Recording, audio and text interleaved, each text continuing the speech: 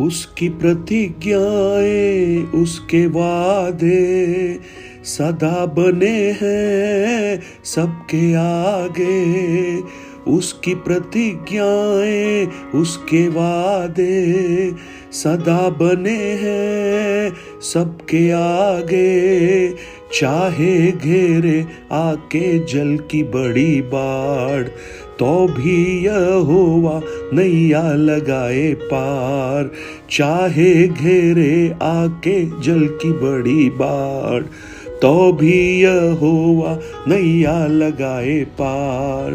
धर्मी को यहोवा कभी टलने नहीं देता है।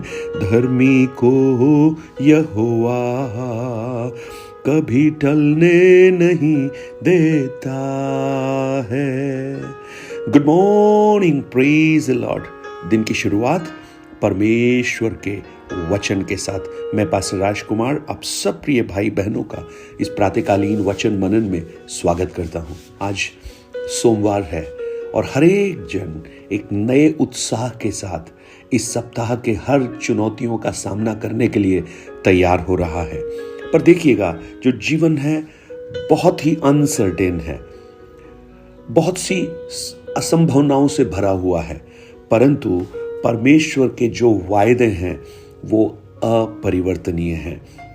बहुत से लोग, बहुत से विश्वासी खासकर उन वायदों को जानते तो हैं, परंतु उन वायदों पर खड़ा होना बहुत थोड़े से लोगों को आता है। और जब हम उस वायदों पर खड़े हो जाते हैं, यानी उन वायदों पर विश्वास करने लगते हैं, उसी के आधार पर जब जीवन बिताने का निर्णय लेते हैं, तो उसका अर्थ है हम परमेश्वर पर भरोसा कर रहे हैं और उसके वचन पर भरोसा कर रहे हैं। और हम ये चाहते हैं कि हमारा जीवन उस वचन की जो वायदे हैं उसी के अनुसार आगे बढ़ता रहे। दूसरा कुरिन्थियों की पुस्तक उसका पहला अध्याय उसके 20 वचन को जब हम पढ़ते हैं, वहां लिखा है, क्योंकि परमेश्वर की जितनी प्रतिज्ञाएं हैं वे सब उसी में हां के साथ हैं, इसीलिए उनके साथ आमीन भी हुई है और हमारे द्वारा परमेश्वर की महिमा हो। आज जब आप इस दिन को शुरू करें तो मैं आपको आश्वस्त करना चाहता हूं, परमेश्वर के वायदे अपरिवर्तनीय हैं।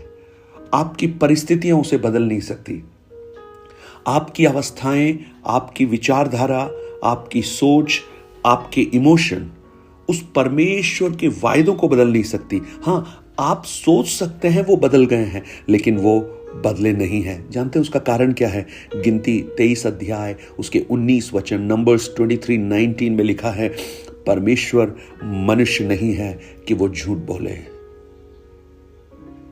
उसने जो कहा है वो पूरा होगा।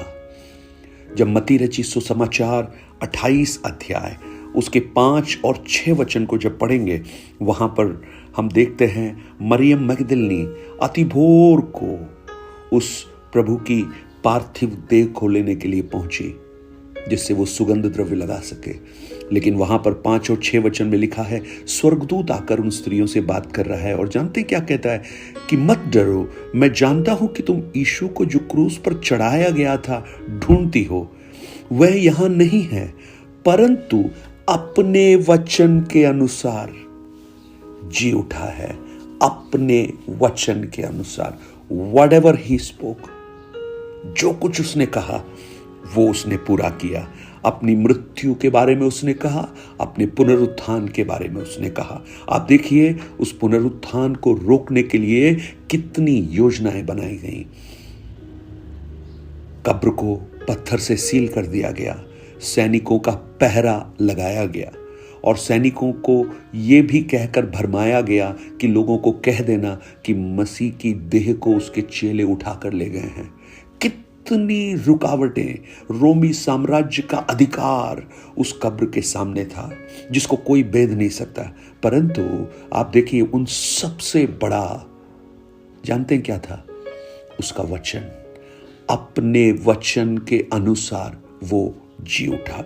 आज मुझे सुनने वाले मेरे भाई बहन, अगर आपके जीवन में एक प्रॉमिस परमेश्वर ने दिया है, एक वायदा परमेश्वर ने दिया है, तो वो वायदा पूरा करने में विश्वास योग्य परमेश्वर है। मनुष्य वायदा करता है, तोड़ देता है, परंतु परमेश्वर का वायदा कभी नहीं टूटता है। सो आज आप अपने विश्वास को जरा टटोलिए, वो कहां पे है? आपका विश्वास आपकी फीलिंग्स पर है, इमोशन पर है, या परमेश्वर के वायदों पर टिका हुआ है? यूसुफ को परमेश्वर ने एक दर्शन दिया और उसको दिखाया कि उसका पूला खड़ा हुआ है, और जब उस दर्शन के खिलाफ जब परेशानियां हुई, परिस्थितियां बदली, बिगड़ी, जानते क्या हुआ? सब कुछ उल्टा पुल्टा हो गया। गड्ढा आया, दासत्व आया, गुलामी आई, जेल खाना आया, लेकिन वो वायदे को कोई भी बदल नहीं पाया। भाइयों ने सोचा वायदे को बदल दे, संभव नहीं हुआ। उन मालिकों ने जो गुलाम बनाकर यूसुफ को ले गए थे, सोचा होगा वायदे को बदल दें, असंभव था। पोतीफर की पत्नी ने बहुत कोशिश की कि इसके वायदे को तोड़ दें, लेकिन वायदा, दर्शन यूसुफ का नहीं था, परमेश्वर का था, तोड़ नहीं पाई। जेल खाने की सलाखों ने सोचा कि इस दर्शन को तोड़ दें, नेस्तानाबूद कर दें, लेकिन कर नहीं पाए। जानते हैं क्यों? क्योंकि वो परमेश्वर ने दिया था और वो वायदा पूरा हुआ। आज मुझे सुनने वाले मेरे भाई, मेरी बहन, आपकी परिस्थितियां चाहे कितनी भी विपरीत हों, आपको जानना चाहिए कि परमेश्वर का वायदा क्या है और वो आपके लिए क्या है। मैं कुछ वचन को आपके लिए पढ़ना चाहता हूं। फिलिपियों की पुस्तक, उसके 4 अध्याय, उसके 19 वचन में लिखा है, वो अपनी महिमा के धन के अनुसार तुम्हारी हर घटी को पूरा करेगा। इट्स ए प्रॉमिस, ये एक वायदा है, और आपको जानना चाहिए कि मेरी हर घटी को पूरा करने के लिए प्रभु यीशु पर्याप्त है। यूहन्ना 14:27 में लिखा है, मैं तुम्हें अपनी शांति दिए देता हूं, ये ऐसी नहीं है जो संसार देता है, जो छीनी नहीं जा सकती। प्रियो, अगर आपके जीवन में अशांति है, आपके घर में अशांति है, आपके भविष्य की बातों को लेकर आप अशांत हैं, तो आपको वो प्रॉमिस याद करना होगा जहां पर यीशु कह रहा है, मैं तुम्हें शांति देता हूं। Praise the Lord. सुरक्षा का वायदा प्रभु ने कहा है। परमेश्वर का वचन हमें सिखाता है, जो परम प्रधान के छाए हुए स्थान में बैठता है, वो सर्वशक्तिमान की छाया में ठिकाना पाता है। प्रोटेक्शन उसने वायदा दिया है। अगर आप अपने जीवन में आशंकित हैं, भयभीत हैं और कल के बारे में आपको व्याकुलता है, उसके छाए हुए स्थान में आ जाइए, वो वायदा आपके लिए पूरा होगा। उद्धार का वायदा प्रभु ने दिया है। रोमियो की पुस्तक, उसके 10 अध्याय, उसके 13 वचन को जब आप पढ़ेंगे, वहां पर उद्धार के विषय में लिखा है। रोमियो 10:13 में लिखा है, क्योंकि जो कोई प्रभु का नाम लेगा वो उद्धार पाएगा। अगर आपके अपने उस उद्धार के रास्ते पर नहीं हैं, उस विश्वास में नहीं आए हैं, आप उस प्रॉमिस को उनके लिए क्लेम करना प्रारंभ कीजिए और कहिए, प्रभु वो भी उस उद्धार के अनुभव को देख सके। इसलिए जरूरी है आप उन वायदों को जानें। और वो कैसे मिलेंगे आपको? आप परमेश्वर के वचन को पढ़िए, परमेश्वर के वचन पर विश्वास कीजिए।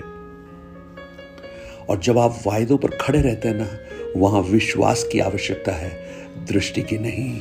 ओहो हो, आज आप देखिएगा, एलिया को जब परमेश्वर ने कहा, मैंने तुम्हारे लिए कौवों को आज्ञा देकर रखी है, जाओ करीत में जाकर छुप जाओ, एलिया चला गया।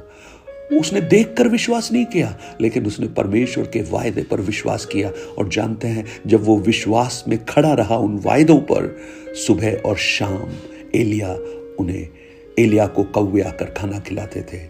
एलिया ने देखा नहीं, लेकिन जो सुना था, जो प्रॉमिस था, उस प्रॉमिस पर खड़ा हो गया। उसने कहा, चाहे करीत हो, चाहे कैसी भी परिस्थिति क्यों ना हो, लेकिन ये जो वायदा परमेश्वर ने दिया है वो नहीं बदलेगा। आज मुझे सुनने वाले मेरे भाई बहन, परमेश्वर का वायदा आपके लिए कभी नहीं बदलेगा। आप अपने आप को प्रभु के हाथों में समर्पित कीजिए। आपकी बीमारी में उसने वायदा किया है कि उसका कोड़े खाने से हमें चंगाई मिलती है। आपकी घटी में उसने वायदा किया है, वो यहोवा यीरे है, अब्राहम का, एलिया का परमेश्वर आपका भी परमेश्वर है। आपकी संतानों को उसने ब्लेस करने का आशीष दिया है। धर्मी की संतान यहोवा की ओर से आशीष पाएगी। अगर आपने उसकी ओर देखा है तो उसने प्रॉमिस किया है, जवान सिंह भूखे रह सकते हैं, यहोवा के खोजियों को किसी भली वस्तु की घटी नहीं होगी। हालेलुया।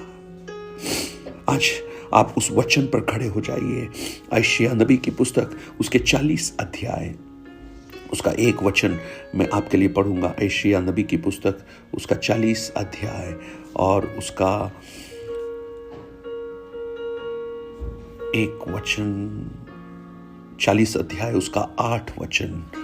वहां पर इस प्रकार लिखा है, घास तो सूख जाती है और फूल मुरझा जाता है, परंतु हमारे परमेश्वर का वचन सदैव अटल रहता है।